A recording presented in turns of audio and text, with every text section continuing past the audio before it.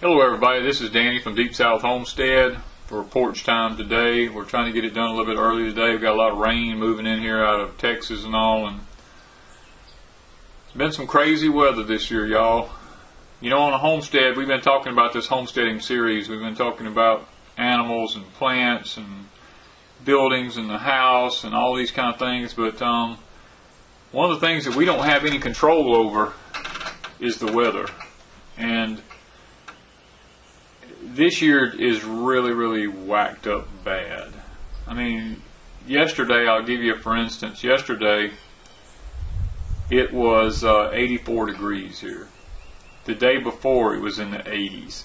Today, right now, it's 80 degrees. It's unreal, y'all. It's February. We should be having frosts. I look around me, we're sitting here right now, all of my azaleas are bloomed out. My fig trees have leaves on them. My peach trees are blooming. I mean, it's just insane. The grass is getting green. All the plants are coming up everywhere. And it's the middle of February. This is not supposed to be happening, y'all. I've been keeping records now for several years. And this year, it seems like we're about 3 weeks ahead, like I mentioned before. Now, before, last year, it was 2 weeks ahead. I've noticed I've been watching the seasons. Now, I don't know if this has anything to do with the polar shift. I don't know if it has anything to do with El Nino in the Pacific not being there this year, and not having the steering patterns and to steer the fronts and stuff like that. I keep hearing about these mini ice age headed our way, these polar vortexes happening, all this kind of stuff. And you know what? It may turn cold again. I don't know. But I can tell you what. I looked at the 10-day forecast for us. And for the next 10 days, we're not going to be in the 30s. We're going to be at the lowest point. Only in one morning, we're going to be in the high 40s. But the temperature during the rest of the day is in the mid-70s. And I'm sitting here contemplating, do I really go ahead and start putting some plants out and just run the risk of covering them? Because I've got this feeling, this gut feeling inside of me, that this year it's just going to be hotter than it's ever been. You know, I hope I'm wrong. I do. But here we are, February. I'm looking at a maple tree right yonder. It's already bloomed out. It's completely red. And most of the blooms have already fell off of it. That's crazy, y'all. That's not supposed to happen until mid-March or after. And, I mean, I'm just sitting here. There are things everywhere that is just starting to bloom out. The dewberries, they're blooming white everywhere. It's just, I don't know how to take it this year. I really don't know what to do with it. Our asparagus, we're already eating some of our asparagus. It's done popped up out of the ground and we're eating it already. That just, I don't know. It's got me thrown off about knowing when to graft. It's got me thrown off about knowing when I should try to maybe plant some of my tender vegetation. Because in our climate where we live at here, if you don't get your plants in early enough, especially sweet corn. Now, sweet corn is the main thing, and field corn. If you don't get that in early enough, the worms are going to eat it up. I mean, I don't care. And I am not walking through a field putting mineral oil on every corn silk. You know, I mean, I have too much corn to do that. And I don't know. This year seems to be one of those years that's just a wait and see, I guess. It's going to be a learning experience. And that's one of the things I'm talking about with homesteading. You do not have control over the environment, the weather, stuff like that. And these people who sit back, and I've been guilty, I'm one of them, who sit back and said, well, you know, I'll raise what I eat. If the world goes to hell in a handbag, you know, I'm going to raise most of what I eat. Well, you know what? That is dictated by the weather. Now, if you happen to go out here and plant everything and it turns out to be one of these drought scorching summers like we had last year, we had over 100 days, it was over 100 degrees here. You know, had we not put our stuff in 2 weeks early last year, we would have not gotten what we got. Because during the actual heat of the summer months, we couldn't raise anything except a few peanuts, sweet potatoes, a few things like that can take that kind of heat, that's got leaves on it, that actually shades the ground, keeps the ground a little cooler up underneath it. We did manage to, get some things through the heat, but in a life-changing event where you was depending on that to survive on a homestead, the weather can wipe you out. You can go back and look in the mid-30s when the Dust Bowl happened here in central United States. Those people had to pack up and move. If they was going to survive, they had to leave. And you got to ask yourself today, am I willing to do that? If the weather was to turn off and do that again for me, am I willing to do that? We're sitting here now. The big news now is the dam out in California. Is it going to hold? All the people homesteading in that area, what are you going to do? The Orville Dam, is it going to break? It's already leaking. All the monsoon rains that are pouring into California right now, can the dam handle it? Not only there, they're talking about Oregon and Washington State and all that up in there. All the drenching rains are getting the mudslides and all this kind of stuff. Homesteading is just that. It's homesteading. It's a learning curve every year. Mother Nature is going to throw some sort of a learning curve every year. And we can do the best we can to survive these situations and to do what we need to do. But the bottom line is this: there are no guarantees. There are no guarantees that you're going to beat Mother Nature. You can have one of the best crops you've ever had. I know I looked back one time on one of Doug and Stacy's videos. They talked about how the hail destroyed their crops. I had a sweet corn crop here. A windstorm come through, blowed it every bit flat on the ground. It stood back up and we harvested maybe half of what we should, but there again, there are those times that happen that your crops just get wiped out. And there can be an insect infestation. There can be disease. We have a new virus that's come into this country now that's hitting corn. It's already in I think I heard it was in 7 different states. It come out of South Africa. People, these days that we live in, the disease, the pestilences and stuff like that, everything being genetically modified and all those kind of things. I can see why people, I can honestly see why hybrids are becoming successful, because people are trying to breed up strains of vegetables that can beat the environment, that are insect resistant. And I do get a lot of that. But somebody asked me here the other day, said, Danny, why do you plant so many tomato plants? Because I'll plant over 100. And the bottom line is, I just want to make sure I get enough tomatoes to do something with.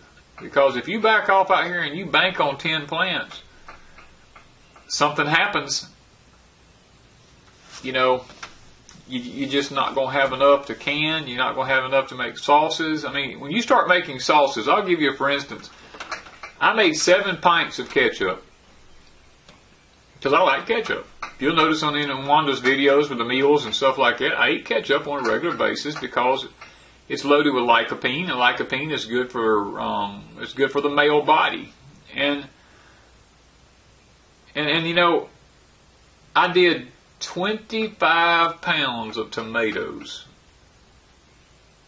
to get those 7 pints. 25 pounds of tomatoes cooked down 7 pints of ketchup. That's a lot of tomatoes, y'all.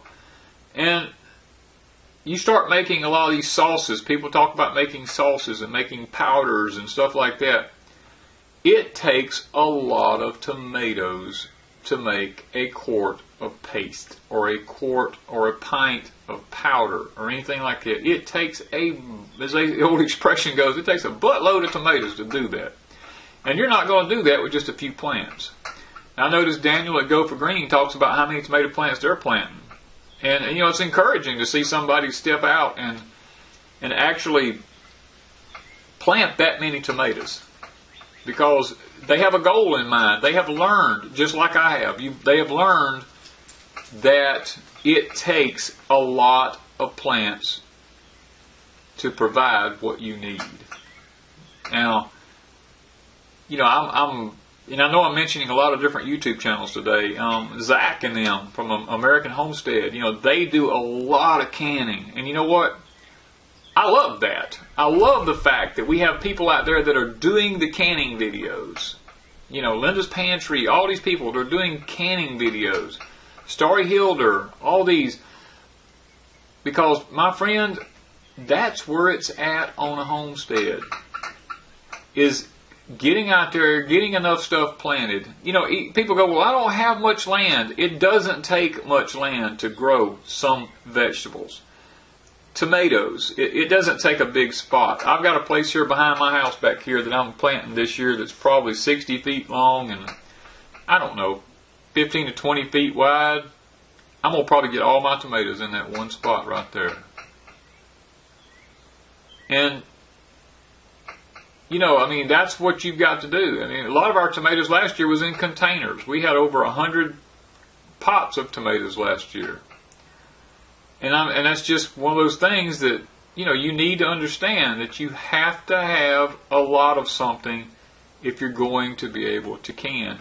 And then trying to figure out what the weather's going to do so that you can, be productive. Here, me and Julianne, when we was talking about north versus the south, if I get my squash in early, we'll have squash. If I wait till it gets too hot, the squash borers, the pickle worms, all that kind of stuff, they're just going to eat them up. Not going to have any. There's some varieties here that do better than other varieties. The yellow crookneck used to be the variety here. I love those things. Matter of fact, we had some out of the freezer this past week, and we cut them up into squash fries, just like French fries. But the white patty pan seems to be the one that produces the most here. And some of the zucchinis do real well here. And you get out and you try to beat the weather and you try to beat the elements and grow these things. And that's where YouTube comes in handy. Because a lot of people will watch YouTube, I do, and they'll say, okay, who is planting what and when are they planting? Are they in my zone? Because if you trust that person and you go, well, they're planting, then I'm going to plant. Then that's where YouTube can be handy. YouTube can show you some tricks. People on there, that's got a few little tricks. Like squash borers. A lot of people say that putting tinfoil around the bottom of the squash plant will help control squash borers. I've tried it. Does seem to help some. The best trick I've found is laying a wooden board down beside the squash plants, and at night those squash bugs will go up under that before the sun hits them, and the next morning, and you go out there and flip that board over, and most of those bugs is up under that board, and you can just kill them all, or catch them and take them to your chickens or whatever.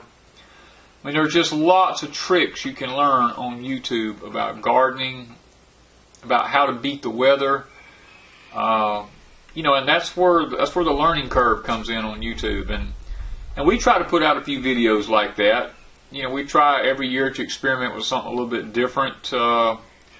Not to the point where it's our cash crop that's going to put the stuff in our cellar, but make little adjustments, and we try to learn as we go and teach y'all at the same time, because that's really what this is all about. It's more of a learning experience and a teaching experience for us, so that we can teach others what we do here at Deep South Homestead.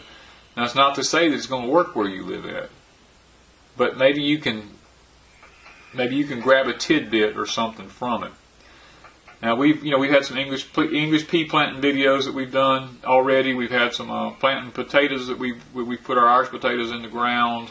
We've got our greenhouse. We've started some of our seeds trays in our greenhouse with the Pioneer Homesteading box that came. We got those seeds in the ground.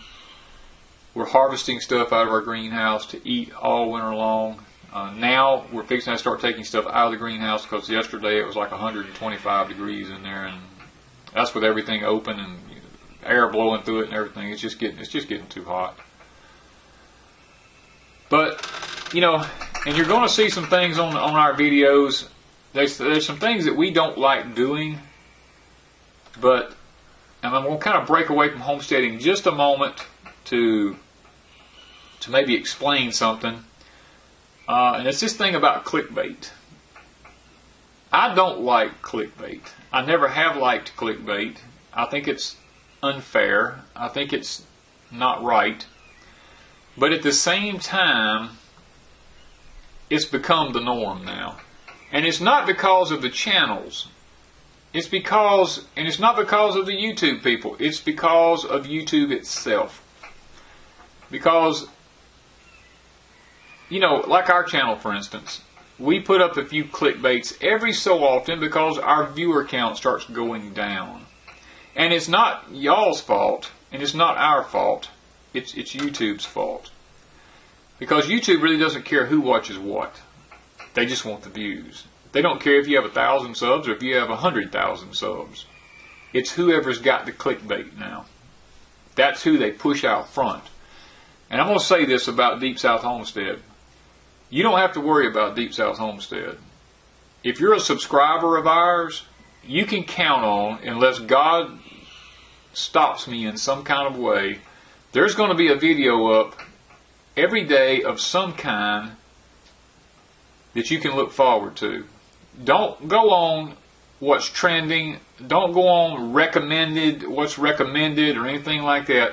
If you're a subscriber of ours, just go ahead and go every day to Deep South Homestead and just go ahead and click on it if you're interested in watching us, because there's going to probably be a video of some type up there that day. And it's a shame that good people get held out of watching a lot of good information because of clickbait. I see it all the time. I mean, even people that I love watching, and I'm going to watch their channel regardless of what their thumbnail is. I don't care what thumbnails are. Thumbnails don't mean anything to me. If I'm a subscriber to certain channels, I'm going to watch that channel just because I like to watch them. And I hope that's the way y'all become with us. I hope it doesn't come down to the point where you flip through and you have to see some sort of clickbait before you watch us. Because we're trying to put out good content. And, I understand that a lot of channels do clickbait because they're trying to make money. And they realize that the only way they're going to make money is to put out clickbait. Because YouTube has rigged it that way. It's not them and it's not the viewers. It's YouTube has rigged it this way so that that they have to do this. Because, I'm not going to lie to you. To make these videos is expensive. It's very time consuming. It's very expensive.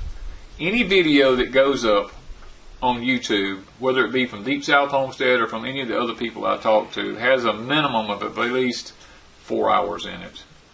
And a lot of them have up to 14 to 16 hours in them. And when you stop to think about what a person, makes off of YouTube, that's just pennies. In order to do YouTube and to do the things like we do here at Deep South, we do it just because it's what we love to do. We want to teach. We're not here to make money, even though we need the income in order to be able to make these videos, because equipment is extremely expensive. By the time a person buys a camera, and you've got to have an editing program, you've got to have computers. You have to have all the internet accessibility data. You've got to have all this stuff in order to be able just to make these videos where they have any kind of quality where anybody will even watch them to start with. It's expensive. And people go, but man, people on YouTube make so much money. No, let me tell you. You don't make that much money on YouTube. And I guess that's one thing. There's a lot of good people out there that's got a lot of good content, and it's just not getting seen because they're not throwing up clickbait. And I'm one of them that don't like it, I'll be honest with you. I see a lot of my YouTube friends using it. And I understand why. You know, I do. I wish we could get back to just the basics of the way YouTube used to be, where you liked the channel, you just went on. If they had a video, you went to watch it. You didn't really pay that much of attention to the thumbnail. I've been watching a lot of different channels, and a lot of people said, I'm unsubscribing because of the clickbait. And I mean, it's not just one channel. I've seen this morning alone, I saw 5 different channels this morning that people said, I'm unsubscribing to you because of the clickbait you use. And you know, that's sad, y'all. You have to understand, these people are not, it's not the people it's because YouTube has made it that way. So, yeah, I didn't want to get off on a tangent about clickbait, but it's just something that's been irritating me here lately, that there's a lot of good channels out there that has a lot of good content that needs to be seen, and they don't have the clickbait and they're not getting the views. So anyway, back to homesteading. I got to get off this rabbit trail that I got on there. You know, I want to see people succeed at homesteading. I want to see people succeed at being able to raise their own food. I want to see people succeed at having a simpler life, because the world we live in today has said that we have to get up at a certain time of the day. We have to get in our vehicles. We have to drive to a particular job. We have to make X number of dollars. Society has set it up to where it has to be that way now. And I don't really think that's what God intended for the human life. I think, you know, I know the Bible talks about government, and we're supposed to support our government, and, you know, Christ said, render unto Caesar what is Caesar's, and I understand that, I get all that, but I think we've come into a time in our history here in this country where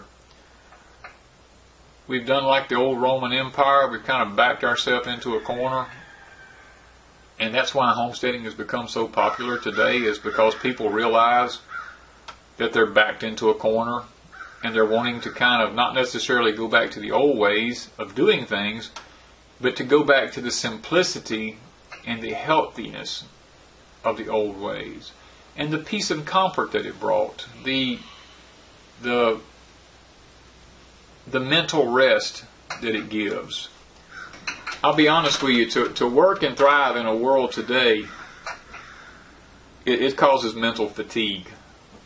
Not necessarily because of the type of job that you do, the physical part of the job you do. It's the mental stress of fighting traffic to get to work, fighting traffic to get home, dealing with the public every day, ungodly, unruly people, all the laws and the rules that we have to abide by that are only there to help the elite and stuff like that. I mean, you fight every day just to survive in the business world.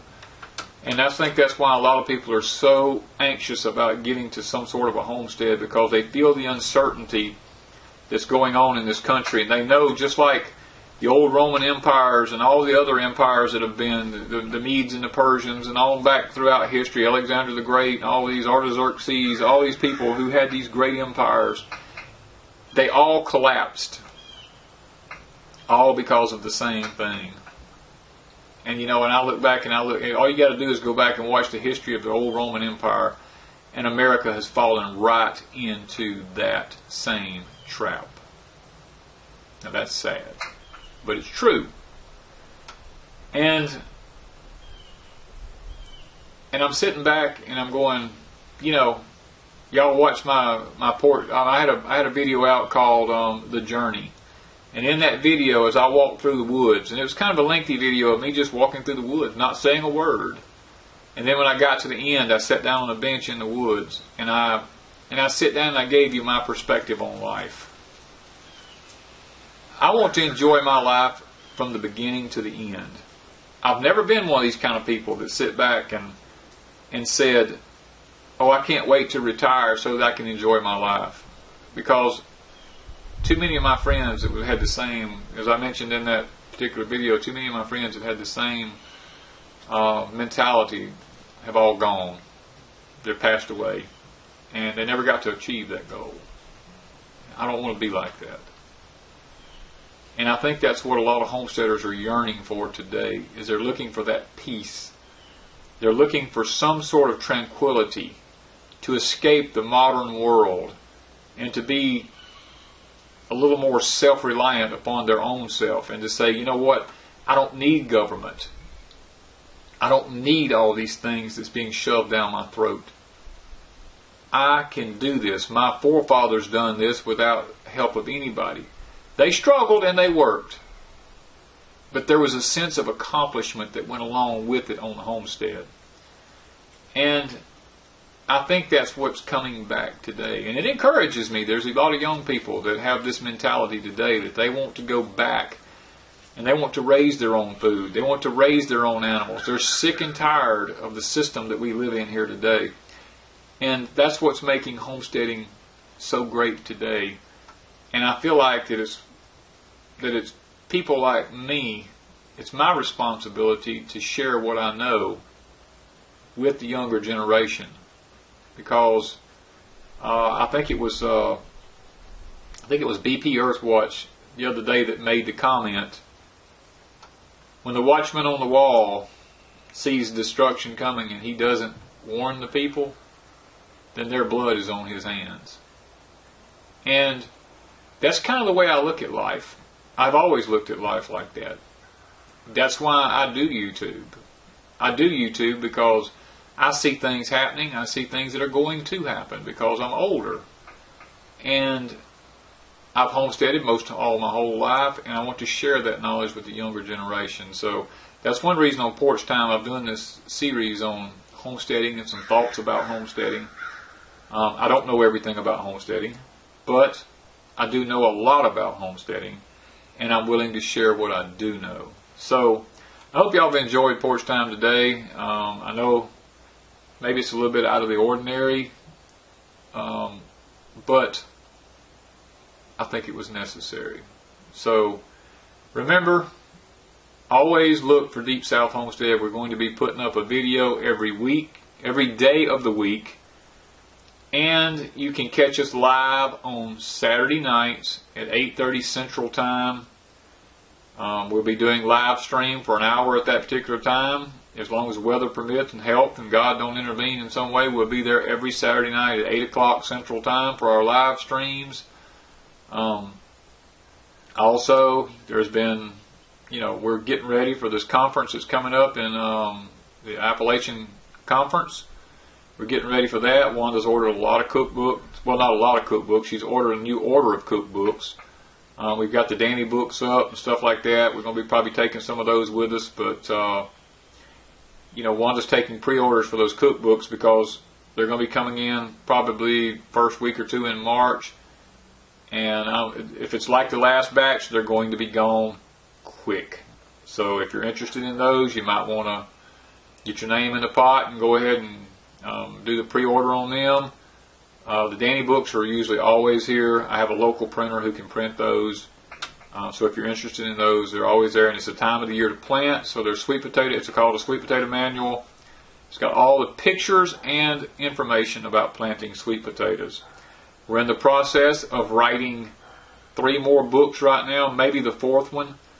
The only reason I haven't published them yet is just simply because I like to put pictures in mine. I like a step-by-step process of them, showing people exactly what each step means. And if you ever buy my sweet potato manual, you'll see what I'm talking about. It's extremely thorough. I try not to leave anything out. I try to take it from beginning to end, show you every little process that I know to do in it. And it's just, I think it's going to be some good books, these next ones coming up. They're going to be on English peas, Irish potatoes, growing green beans, and I think there was a 4th one Wanda and I were thinking about working on. I'm not going to mention it yet because I'm not 100% sure.